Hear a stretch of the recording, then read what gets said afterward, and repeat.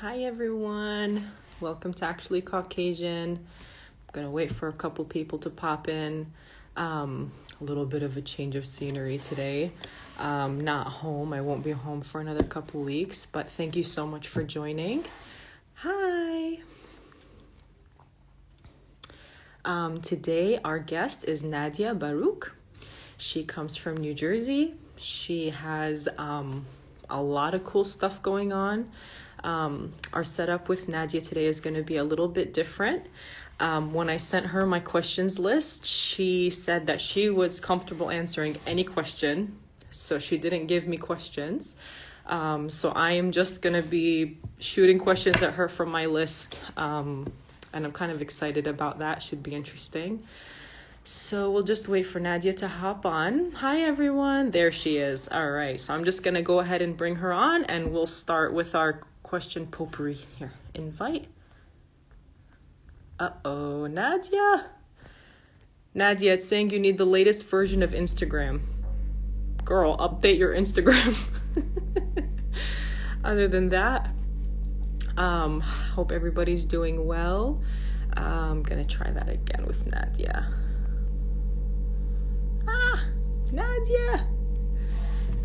It's saying you need the latest version of Instagram. So hopefully, I don't know, we can do that. I'm just gonna wave at everybody. Thank you guys for joining in.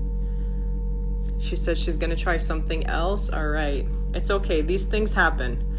I always say that, it's kind of just amazing to be doing this in general. So looking forward to Nadia hopping on here. I'm waiting for you, Nadia, no problem. Other than that, it's been a while since I hopped on here. I have so many people lined up. You guys are gonna love it. A lot of great people in the works. I can't wait to share those interviews with you. And then, change of scenery. Waiting for Nadia. Hi, Betty Han. Hey. So in the meantime, all right, let's try Nadia now. Invite. It's just no fun without my guest. All right, Nadia's coming on in a second. Come on, Nadia.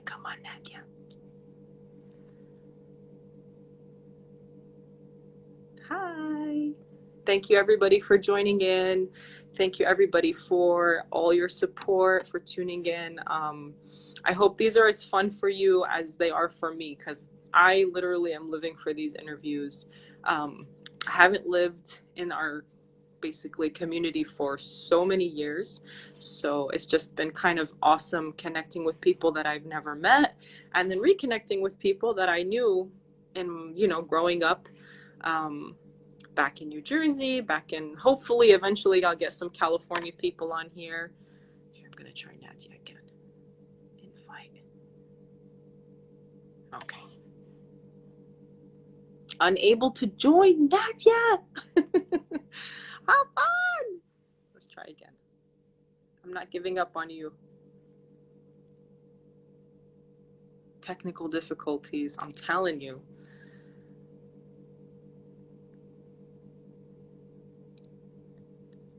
It's okay.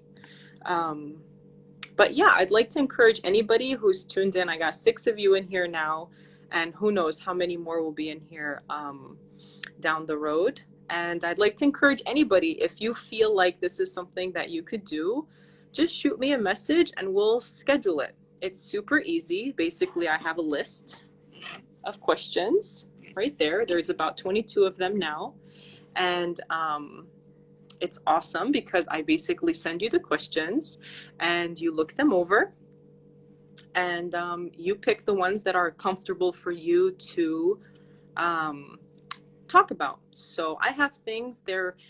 You can go as personal or as impersonal as you want. So let's try you again, Nadia. I bet you're over there sweating. That happened to me the other few interviews ago. My phone was just not connecting with Russia. It was just not connecting. So hopefully it works out.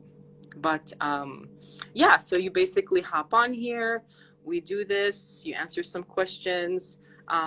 Anybody that's read my questions so far has said that they're really great because, they're basically conversation starters. So, for example, which I haven't had anybody answer this question yet, what are the cultural values that you've exposed your children to immediately and often? So it's just kind of like now this is talking about parenthood or anything else in that regard. Come on, Nadia. I'm so excited to talk to her. I hope it works out.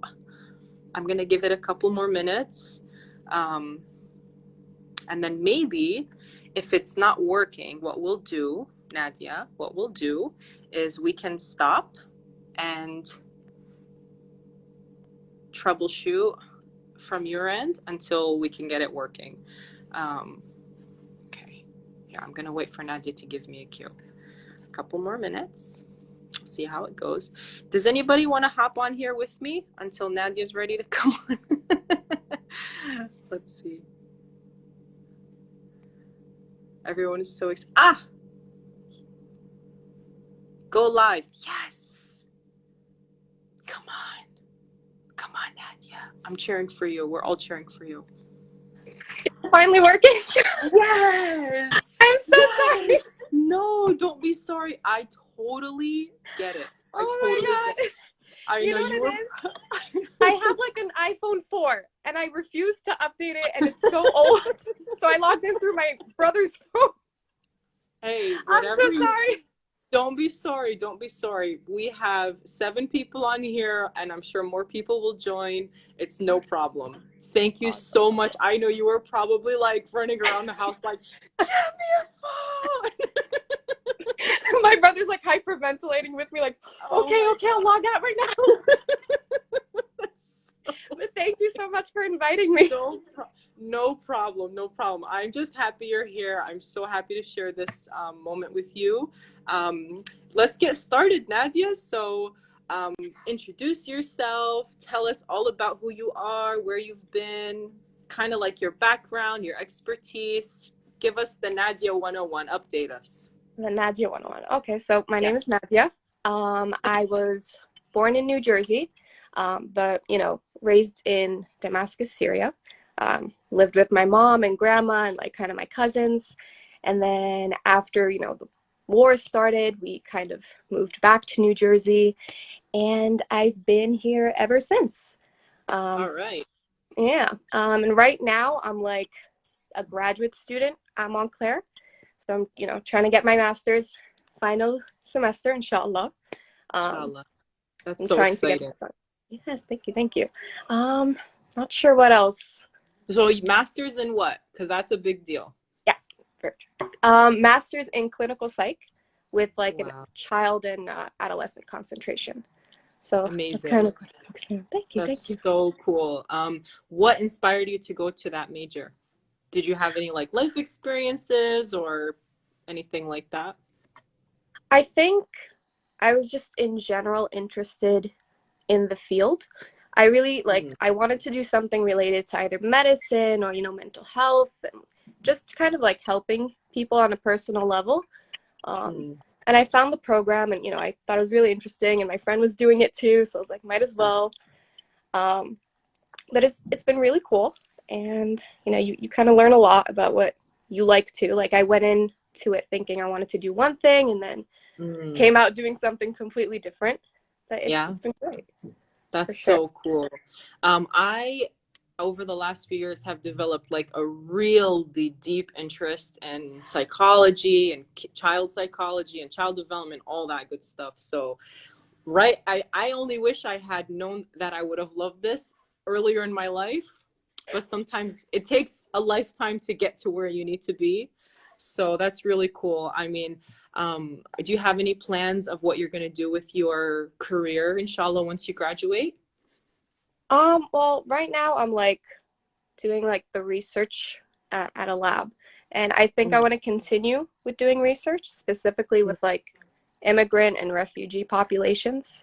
Wow. I think maybe because of like everything like with Syria and all that, I feel like a connection to it.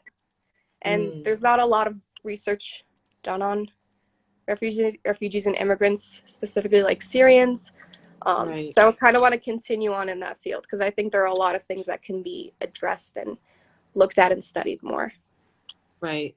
So amazing. And something that I've told my husband recently is I'm finding the thing that makes me truly happy is the thought or the process of helping other people.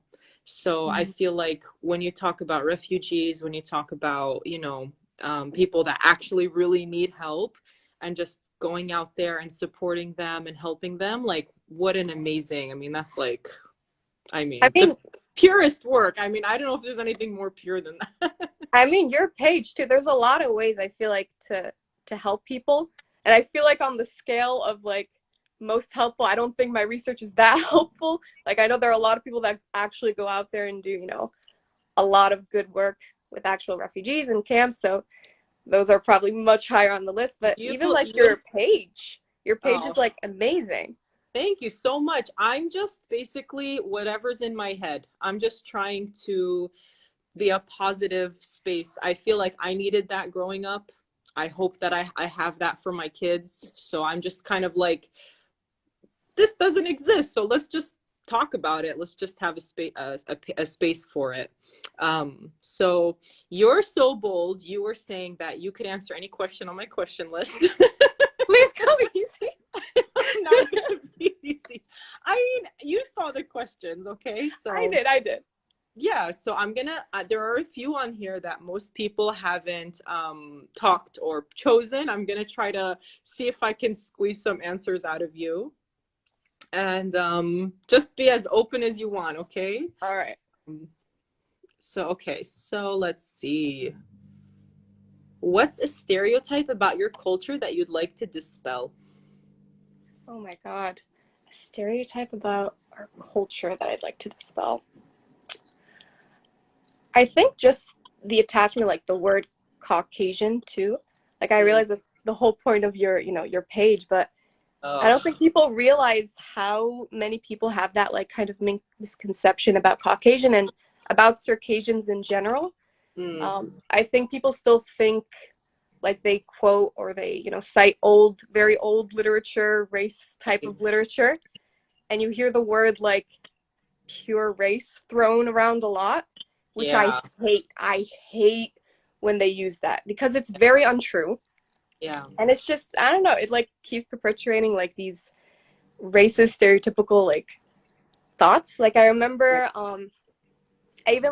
I had an interview, I remember once with like this school, and the person interviewing me, because I wrote, in my application, I'm part of like Circassian Association and, an arts dance ensemble, and they were very excited about it. Like the whole Okay. they were very excited because they're Wow. like a history buff and they read literature.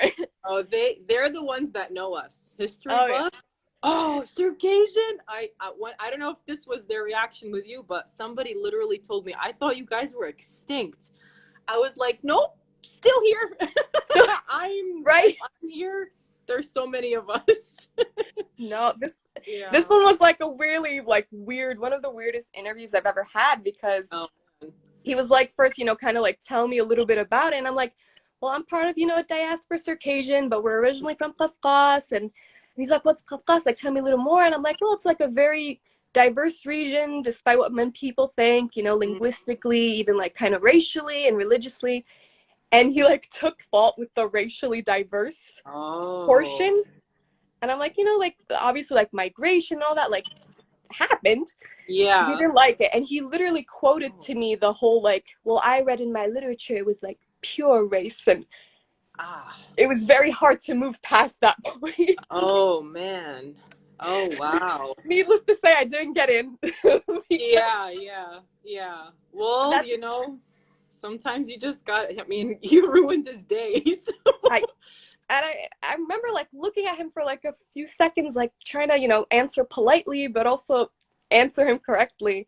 And I was like, there's no such thing as a pure race. And I don't think that exists.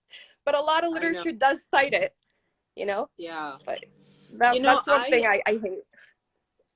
I totally know what you mean. And as even though I haven't done a DNA like a test, you know, how they break down your genes or whatever, I'm super grateful for them because I feel like now our people and everybody can see that there's no such thing as pure.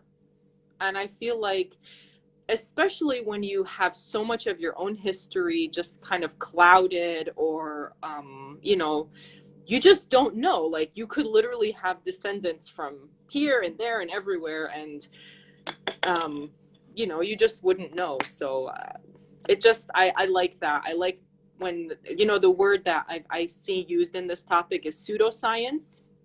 Yeah, And there's a lot of pseudoscience, and it's like, no, that's not how it works. Sorry. You know, exactly. just got to bring it back down to earth, you know, just got to bring it back down to earth. This is not Winterfell, you know what I mean? So, yeah. So I don't know. I have that in me. I like to keep things 100. I don't like to make things, you know, fluffy and all that. But yeah, that's super interesting. Let's go to the next question. Let's see.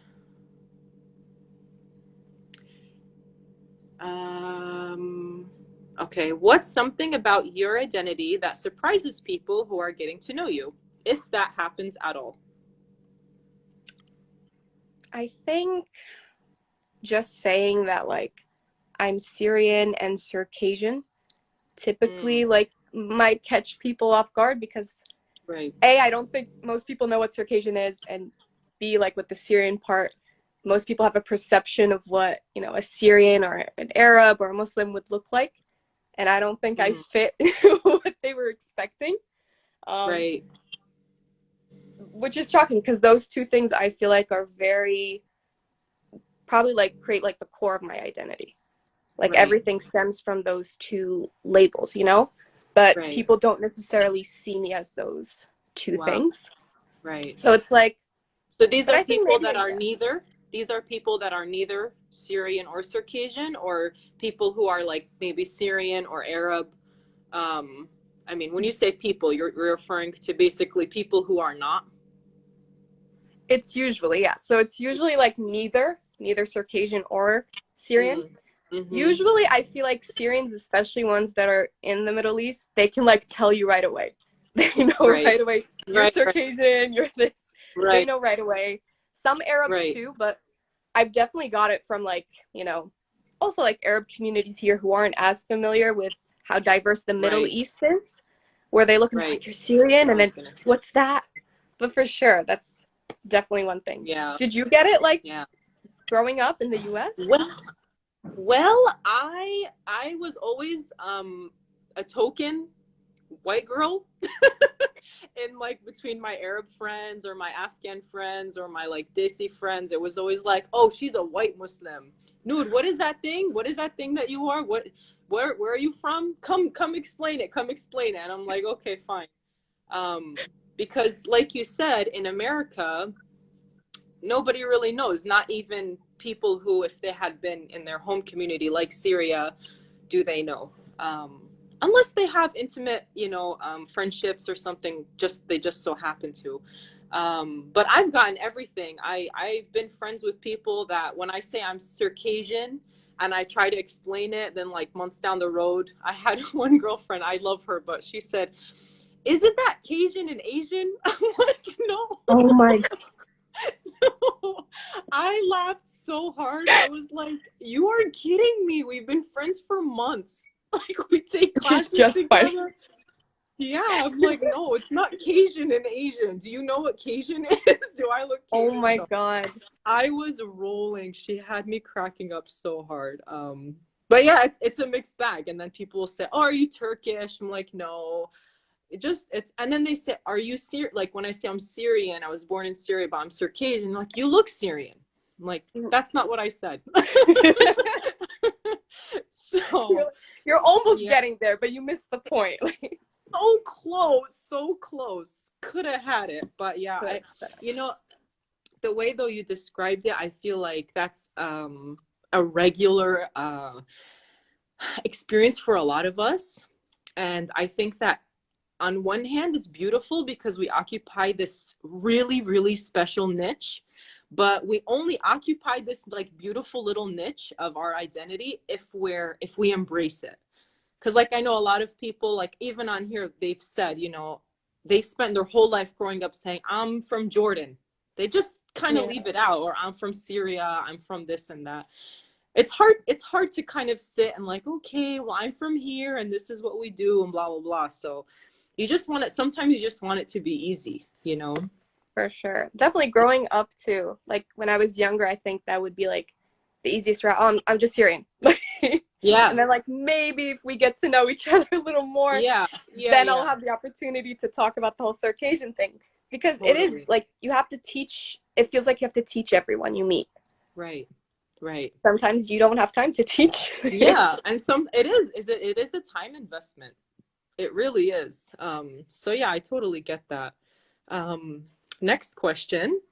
Do you think the quote, when in Rome, do as the Romans do, is always good advice?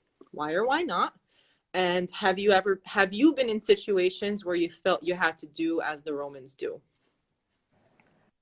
So when I read that question, I thought of it in terms of like assimilating to another culture, especially like American culture. And like for Mm, me, I think you need a balance okay. because if you do everything the way of like, the popular culture or like maybe American way and you forget, your Circassian culture or your Syrian culture, it really like takes away from you.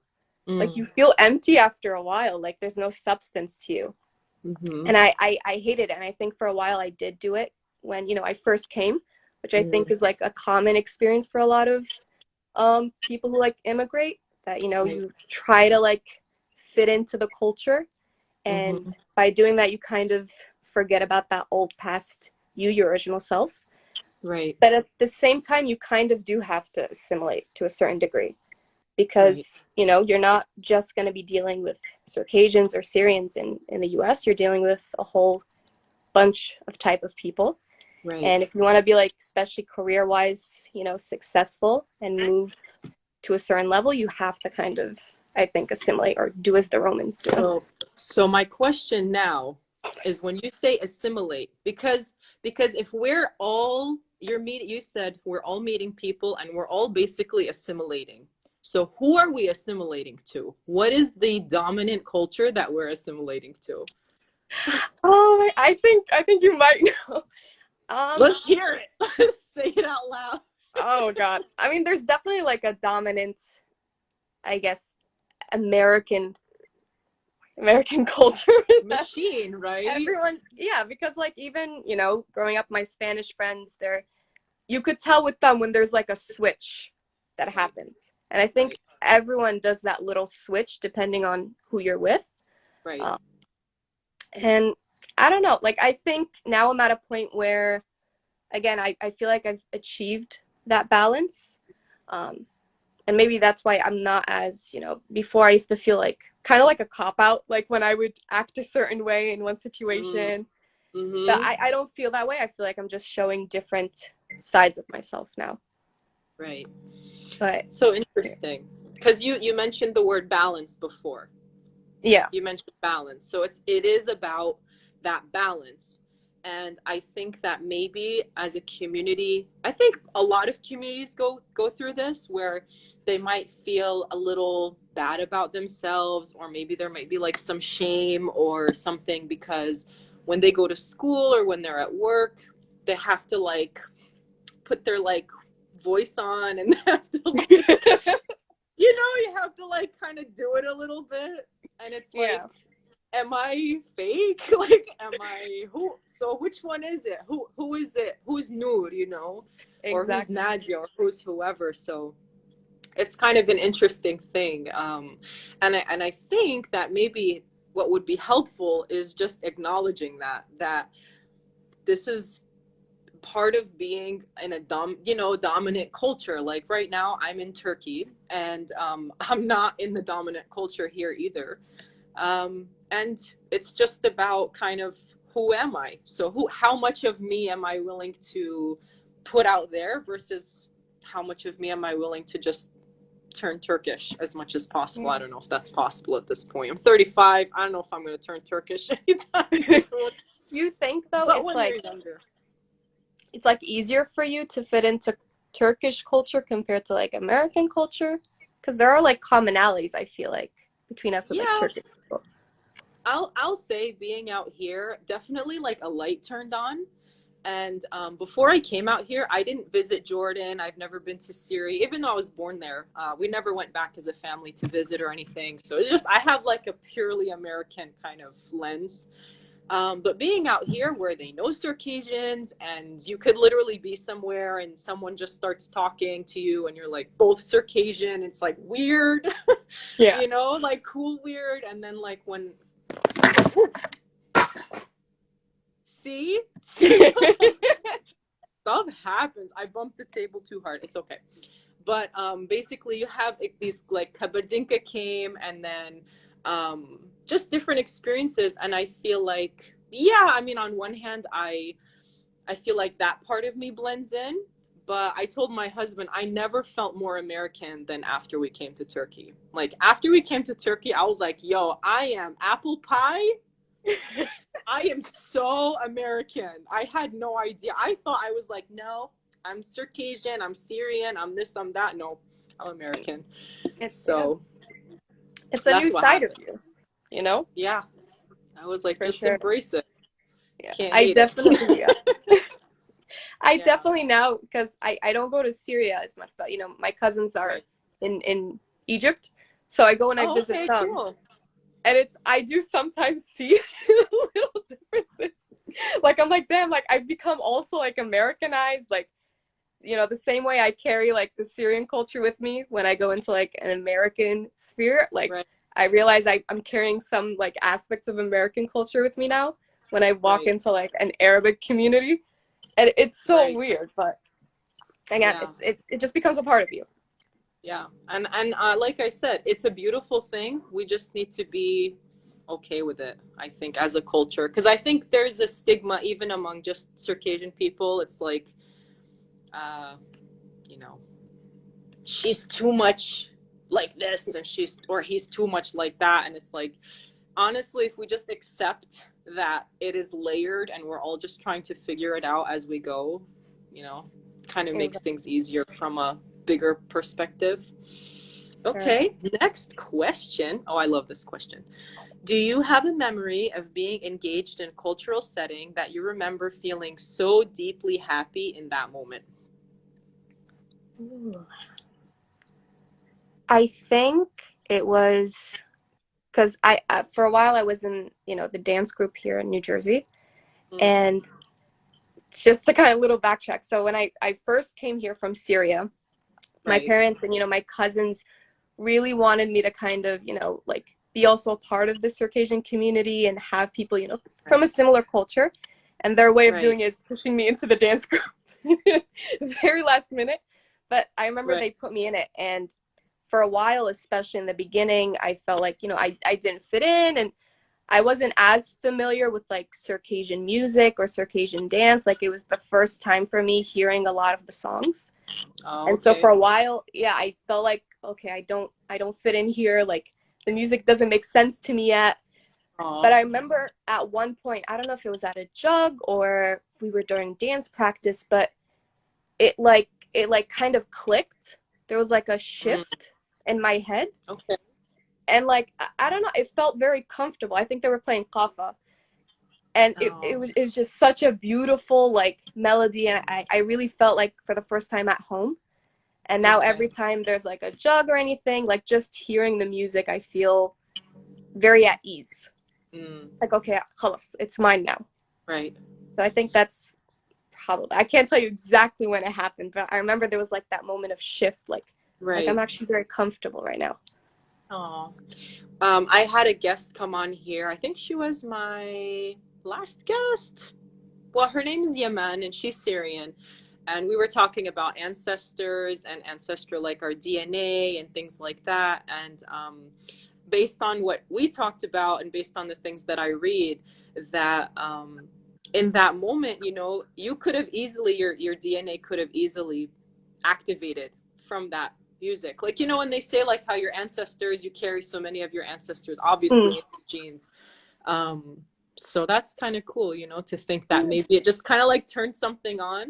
The same way like stress could activate some DNA, or like positive thinking could activate some DNA. You know, music is very powerful. It's very emotional. So that's really cool. Okay, next one. Are there any areas in your life experience so far that you can say you've broken some generational trauma? Another one of my favorite topics. That I've broken generational trauma. That's such a tough question. I'm trying to think. I don't know.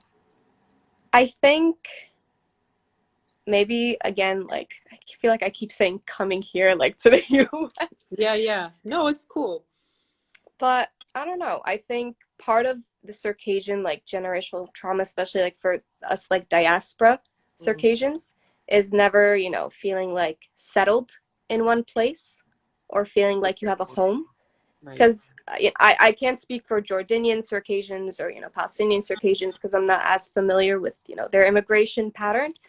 But I know for like my family and, you know, a lot of Circassian families, you have the move from Kafkas, stops at Turkey, stops in Jolan, and then another like horrible, like, you know, colonization happening with Israel, and the move to Damascus, and then the move here. Like, it's just so much, I guess, you know, exile and immigration. Like, it's horrible.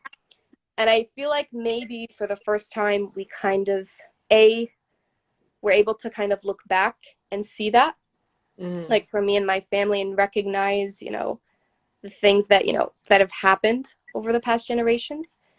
And maybe also for the first time feel like, okay, we have a footing in the US. We're able to build something here, hopefully. We're able to settle, able to, like, the same thing, like, go back, join the CBA, like, join the dance group, learn about our culture. So maybe, I don't know if that answers your question. It does. But that's probably one way I see it. Yeah, I mean, I definitely, that's a part of my life I still haven't figured out. And I'm just carrying it from my parents. You know, they were both born in Jolan. They went through that whole thing. We moved from New Jersey to Cali, from Cali all over. I lived in Washington State for a while, lived in Texas for a while. I mean, everywhere. Yeah. And then now I'm in Turkey. It's just like, when does it stop? It's like the Circassian story. I feel like you're always, there's no stopping. You're always moving. I know. And maybe it is because, you know, we don't have like a, I don't say like we don't have a country, but, you know, we don't, like, realistically. Yeah. And even like going back to Kafkas, I don't know if it would feel like, you know, home. Right. Yeah, well, if you don't speak the language, if you've maybe never visited, just to go cold turkey, that's tough, you know? Yeah. Thank you for that. Let's see.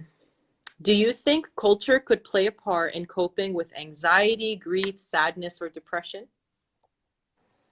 Definitely, for sure. I think like any other community, you need a community to support you, for sure. Whether it's family or, you know, your larger group, your friends, you need it. And even like when I don't think any individual, you can't look at any individual without, you know, the context of, you know, the people that are around them. So even if you're going into like a therapy session alone, or you're trying to deal with something alone, you have to look at yourself in this larger context, whether it's like what happened generations ago with your great ancestors, or what's happening now. It all affects you. And it probably, I feel like, affects you more than you think. But that's the way I look at it. And I definitely, like, from taking classes, if there's anything I learned from our classes, is you always have to look at, you know, the family, the neighborhood, and just keep going, you know, beyond, like, different spheres. And you'll definitely find, like, things that you've never even thought about, whether it's, like, politics, or they all affect you. Wow. I think that's very profound, because for me personally, I never gave that stuff that much credit. Just very like, oh, what's a big deal? Like, okay, so what? Just very nonchalant about that whole thing.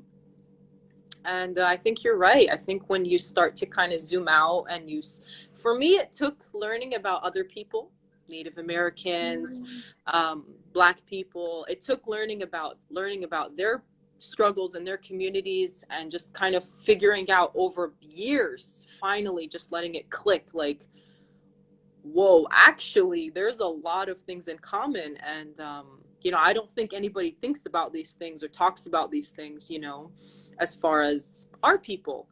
And I always used to say, I think Circassians in general, I think Caucasians, but obviously I'm speaking from a Circassian lens, would be so interesting to study socially as like from a third party. I think that would be so interesting to use all of the same research tools and theories and just see how that applies to our people. Just to kind of have that information, just to kind of see, you know, what's going on. That's awesome. Okay, and then let's do 2 more questions. And then if you have anything you want to throw in at the end, if not, that's cool. But so I have these 2 questions. One of them is, quote, "We are our ancestors' wildest dreams come true." Okay. What does this phrase mean to you? What innate impulse or personality trait do you have that would make your ancestors proud? And what part of your life do you think their prayers for the future have been answered in you? This is all one question. That's a lot to think about. I'm like, I should have prepared better. Yeah, you're fine. I mean, you're fine. It's just basically what about you, Nadia, would make your ancestors just like, yes, you know, like, we did it, like, she's doing it, you know, like, oh my God. Is there a personality trait? Is there something that you're doing that you just feel like they would be, you know, so happy if they could just look into the future and see you doing? I mean, I don't know about me specifically, but if I were to talk about like, the specifically, larger... no, specifically, no. I know our people, we have a problem. No, specifically. Let's celebrate this moment. Yes, we want to hear it. It's okay. I guess maybe like, again, reconnecting to the culture. Right. I know a lot of people like to give, especially like my generation, slack because we're not maybe as connected, or we don't speak the language and all of that. But I think, again, given everything that, you know, Circassian diaspora community has went through, it's actually, I feel like it's pretty remarkable we've been able to kind of preserve our culture to the degree that we have. And I feel like maybe on a personal like level, maybe, you know, again, trying to learn about the culture, trying to put ourselves, or put myself out there, trying to learn the dance, you know, the dances, trying to learn the language, which is not easy. It's a very difficult language. It's not easy. It's not. Yeah. Do you know, just to cut you off real quick, do you know about the YouTube channel? I don't know who made it, but it's called Little Aslan Circassian. That is where you start learning. That's my level, though. It really is. Seriously. It's like, you know, it's Dora, so but Circassian Dora. I love it. Yeah, it's so cute. I'm in that. That's where I'm learning my Circassian. If I can know all those, I'm good. I'll be so proud of myself. Well, you know, what's crazy now, because when I was like 13 years old and like, you know, really trying to learn the language, I feel like we didn't have as many resources to do so. There weren't any like YouTube channels. If there were any books, they're all in like Russian, Circassian. How would that really help you? You know, you could go to your parents, but you know, Mama and Baba don't really want to sit and teach you either. And I think it's really cool now. Learn the language. Yeah, I think you're right. And I think especially after living in Turkey and seeing kind of how amazing Americans have, like, as far as resources go, I think it would be so like fantastic if just in general, like that American Caucasians in general, let's say, really like maximize their resources and just start like outputting things like this little Circassian, Little Aslan YouTube channel. So cute. I mean, it's genius. It really is genius. or like maybe a YouTube channel of how to dance Circassian. You can get on there and learn kafa. You could learn this, and like it's like an adult with a child. You know, you could basically teach your kid, because I want my kids to learn it. So this is for anybody who's dancing. Hey, you know, let's make a YouTube channel. Yeah, I think that's a really good point. And then this is the last one, and this is one of my newer questions because I feel like it comes up. I've noticed it coming up. Do you ever get social anxiety before entering a cultural setting? Have you ever explored why this happens to you? How do you manage it? And this is basically to form a kind of normalizing for social anxiety in cultural settings. I feel like I've heard it my whole life. I used to feel it.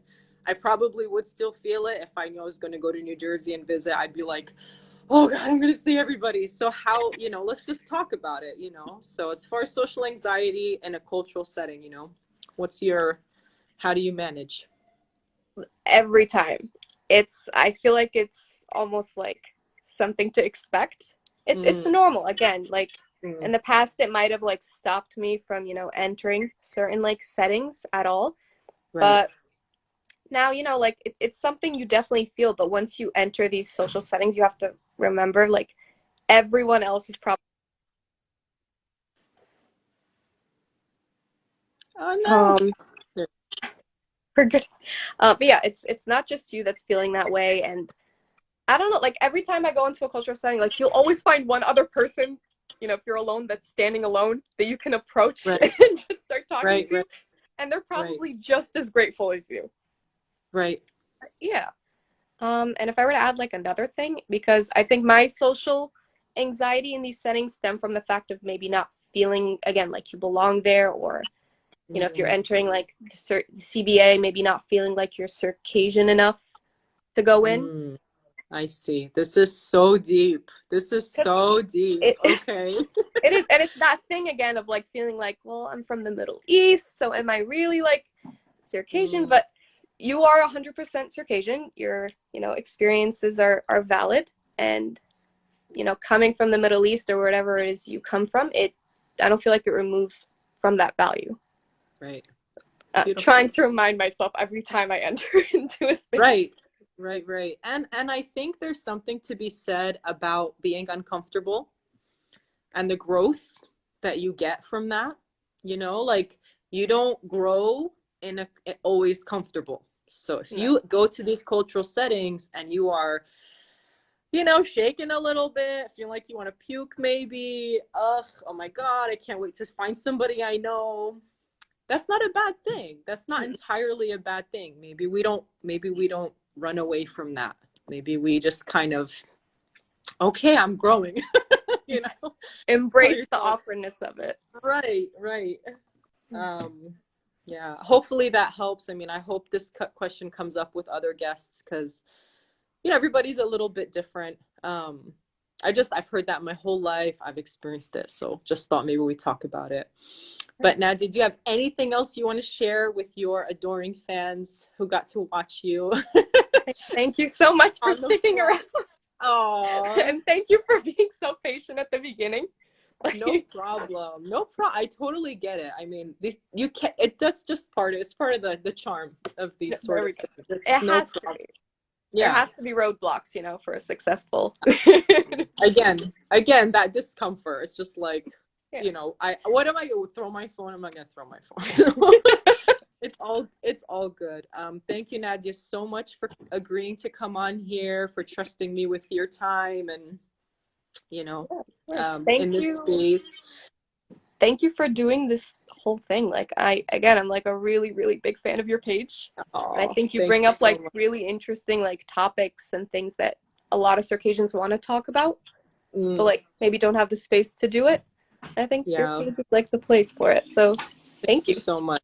Thank you so much. And I hope that my page is always like a safe place for certain topics. And I hope that since I am putting myself out here, that people can kind of see that, you know, it is a safe place. It's just a place to talk, to be curious, to discuss things. I have so many things I want to talk about, and I'm just kind of like, oh, I don't know if everyone's ready yet. But hopefully, as time goes on, we can get there as a community. Anyways, thank you so much for your time. Have a Thank you. great rest of your day, You too. and we'll chat soon, hopefully. Okay. Shalom, shalom. All right. Bye. Yeah. Take care. Bye.